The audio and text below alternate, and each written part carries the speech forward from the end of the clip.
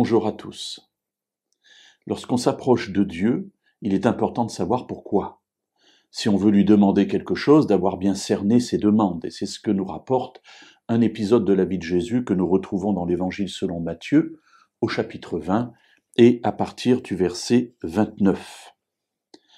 Lorsqu'ils sortirent de Jéricho, une grande foule suivit Jésus.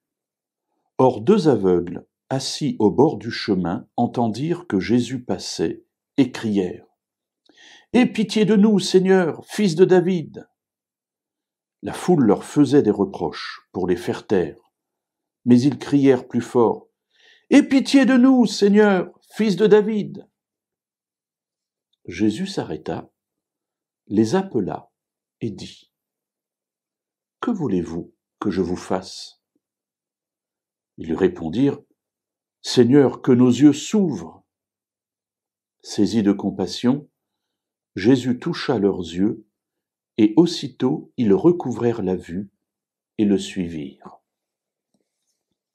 Beaucoup de choses pourraient être dites sur ce passage, sur cette rencontre de Jésus avec ces aveugles à Jéricho, mais permettez-moi de m'arrêter juste sur cet aspect de la demande. Les aveugles crient : « Seigneur, fais quelque chose pour nous. » Voilà. Et Jésus s'arrête. Et il leur dit, mais il leur pose une question, mais qui semble hors de sens. « Que voulez-vous que je vous fasse ? D'après vous, si vous êtes aveugle, qu'est-ce que vous aimeriez bien que le Seigneur fasse pour vous ? Cela semble si évident. » Et pourtant, Jésus pose la question, ce qui veut dire que ça n'est pas si évident que cela.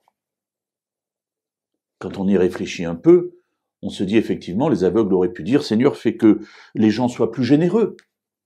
On reçoit quelques miettes, on aimerait avoir plus d'argent. » Ou « Seigneur, fais qu'on arrête d'être méprisé par ceux qui nous rencontrent. » Voilà, il y avait beaucoup de possibilités.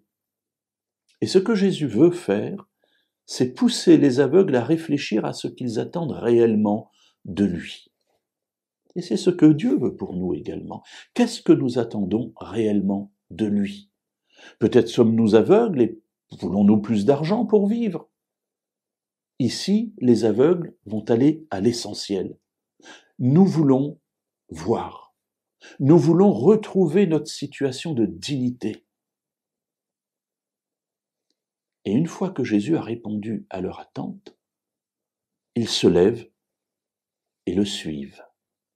Peut-être est-ce là le sens premier de l'intervention de Dieu pour nous permettre de nous lever et à nouveau de suivre Jésus.